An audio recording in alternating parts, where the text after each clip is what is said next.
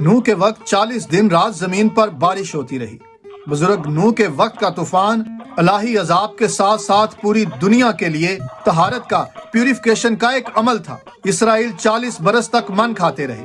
موسیٰ 2 بار 40 دن رات خدا کے ساتھ پہاڑ پر رہا۔ بزرگ موسیٰ کا 40 برس تک مصری علوم کا سیکھنا، اور پھر 40 برس بیابان میں بھیڑ بکریاں چرانا، اور پھر 40 سال بیابان میں بنی اسرائیل کی رہنمائی کرنا۔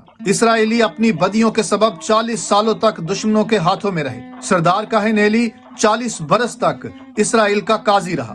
بنی اسرائیل پر 40 برس ساؤل نے حکومت کی، اور 40 سال بزرگ داؤد نے سلطنت کی، اور اس کے بعد 40 برس تک بزرگ سلیمان نے سلطنت کی۔ یوحاز کی 40 سال سلطنت، 40 دن تک جاتی جولیت اسرائیلیوں کو للکارتا رہا۔ الہام گاہ کے دروازے سے لے کر ہیکل کی لمبائی 40 ہاتھ تھی۔ ایلیا نبی 40 دن رات چل کر خدا کے پہاڑ پر پہنچا۔ 40 دن تک یہودا کی بدکرداری برداشت کی گئی۔ نینوا کو توبہ کے لیے 40 دن کی مہلت ملی۔ یسوع کا 40 دن رات کا روزہ، اور انہی 40 دنوں میں اس کی آزمائش ہوتی رہی۔ 40 ہفتوں میں ایک بچہ عورت کے بدن میں مکمل ہو کر دنیا میں آتا ہے۔